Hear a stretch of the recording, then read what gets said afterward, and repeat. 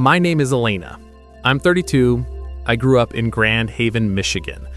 One of those tight-knit families where your cousin knows your coffee order, your grandma tracks your dating life like a stock portfolio, and skipping Thanksgiving is basically a felony. My cousin Lila, she's 2 years younger, effortlessly stunning, honey blonde hair, sea green eyes, the kind of smile that made waiters comp their meals. And she's always been the family's golden child.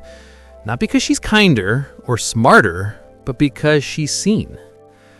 I, on the other hand, was the quiet one, the responsible one, the one who brought boyfriends home only to watch them slowly drift toward Lila like moths to a flame. It started when I was 23. I was dating Nate, the soft-spoken architect who loved sketching sunsets and making me tea when I had bad days. I was nervous bringing him to Thanksgiving in my aunt's lakeside house, but he insisted. "I want them to know how serious I am about you," he said. Lila showed up in a crimson slip dress that looked like it belonged on a red carpet, not a turkey dinner. My mom just sighed and stirred the gravy. After dinner, Nate and I were chatting with my uncle about sailing. Then Lila slid onto the couch between us, literally wedged herself in, her bare leg brushing Nate's, her fingers grazing his forearm every time she laughed. She leaned in so close he could have read the perfume name off her collarbone. I sat right there, invisible. 3 weeks later, Nate broke up with me. "I just need space," he said. 2 months after that, he's in Lila's Instagram story, arm around her waist at a rooftop bar in Chicago. This became the pattern. Ryan, the high school teacher, I caught him whispering with Lila by the pumpkin pie, her hand resting on his wrist. Dev, the software engineer, Lila needed help setting up her smart home system, alone, at her apartment. Jared, Marcus, Eli, every single one. And my family? They enabled her. Mom, Lila's just affectionate. Aunt Carol, maybe don't bring guys if you're that insecure. Grandma Rose, have you tried wearing more color, dear? Men like vibrancy. So I stopped. No more dates at holidays. I told everyone I was focusing on my career. Truth was, I was dating, but I refused to hand Lila another trophy. Then, at 31, I met Daniel. He was a trauma surgeon, brilliant, gentle, the kind of man who remembered your favorite flower.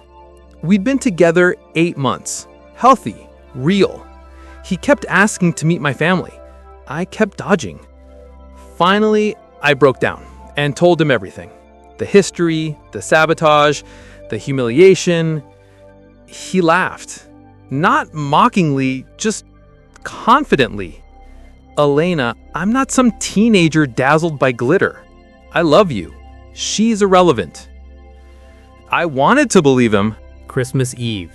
Daniel in a crisp navy sweater. Lila in a white off-the-shoulder dress that shimmered like snow under moonlight. She hugged him, too long. But Daniel stayed glued to my side, kissed my temple, held my hand. For a moment, I dared to hope. Then she spilled wine on her dress. "Daniel, you're a doctor. You must know how to lift stains." He hesitated, looked at me. "Follow her to the laundry room." 15 minutes later, they returned, her dress pristine, his cheeks flushed. "Just talking about her mom's hip surgery," he said. We left early. I cried the whole drive home. We broke up in February. "Residency's overwhelming," he said. In March, I saw him at a downtown bistro with a blonde who looked exactly like Lila. That was it. I ghosted my family, blocked holiday invites, buried myself in work. Until I signed up to volunteer at the West Michigan Literacy Project. That's where I met Julian. He was serving the last year of a 7-year sentence for armed robbery, a mistake he made at 22 during a desperate drug-fueled night he still regrets. Our letter started formal, then grew raw, honest, tender. He wrote about prison book clubs, anger management, his dream of working in carpentry. I wrote about my loneliness, my fear of never being enough. When he got out, we met for coffee in Muskegon. He was tall, quiet, with kind eyes and calloused hands. No charm offensive, just presence. We talked for hours. We started dating. Slowly. Genuinely. He saw me. Not the version my family expected, not the rival to Leela, but me. When my mom called about Thanksgiving, I froze. But Julian said, "Take me." "You don't know Leela," I warned. "She'll flirt, touch you, try to isolate you." He just smiled. "I've survived 7 years behind bars. I think I can handle one manipulative cousin." Thanksgiving morning, my stomach in knots. Julian in a simple flannel and jeans, calm, grounded.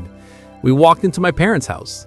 Leela arrived minutes later in the black velvet dress that plunged to her navel. Her smile sharpened when she saw Julian.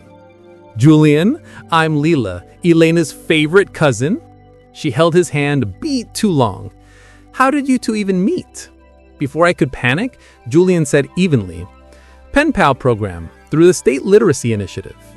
Leela blinked. "Oh, like prison letters?" "Something like that," he said, already turning to my dad. "You build that deck yourself?" The whole night, Leela circled like a hawk. She laughed too loud, touched his arm, accidentally brushed against him. At one point, she whispered in his ear by the cider table. I held my breath. Julian stepped back, said something firm, walked straight back to me, and took my hand. Later, in the car, I asked what she'd said. "She told me you were broken," he said quietly. "Said I deserved someone lighter. Gave me her number." "And you?" "I told her to work on her soul before she ruins another life." I sobbed, relief, not sadness. He pulled over and held me until my tears slowed. "You didn't fall for it," I whispered. "Why?" He looked at me like it was obvious. "Elena, I've spent years learning to spot wolves in sheep's clothing. Lila's not confident. She's starving. And desperate people? They're boring." Then he added, "Besides, I'm in love with you.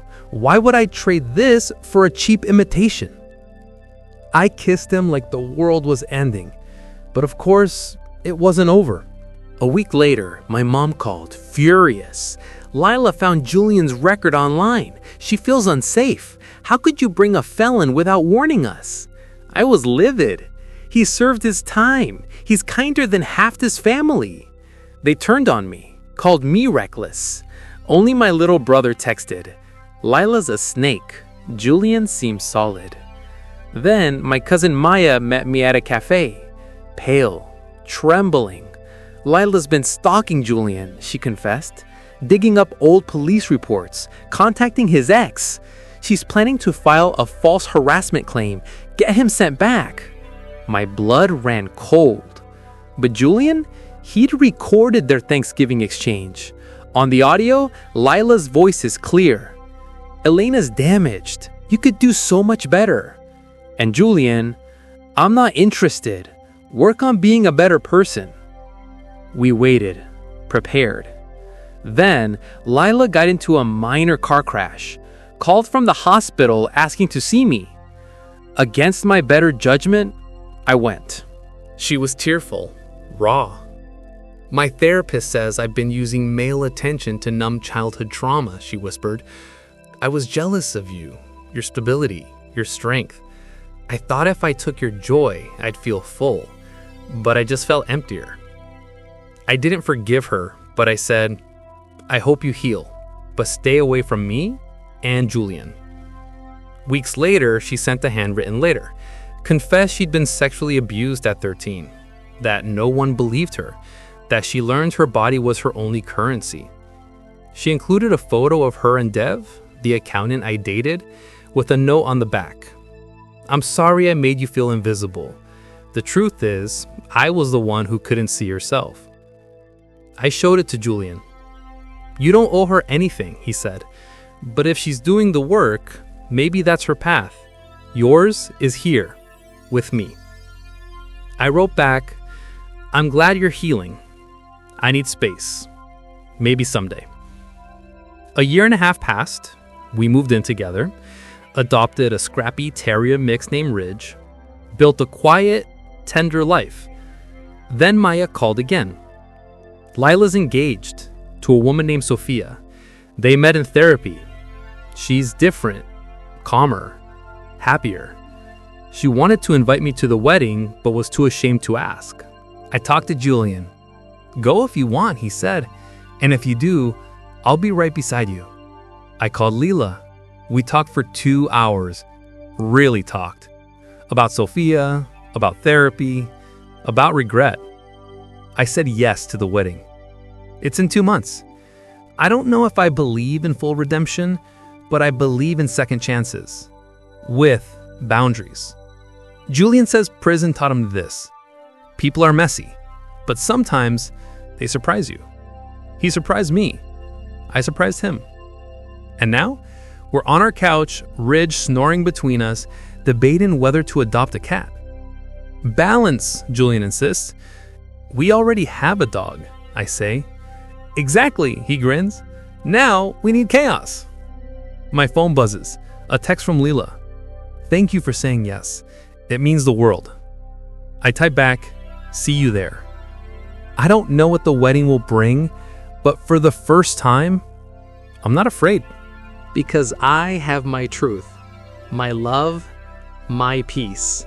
And that's everything.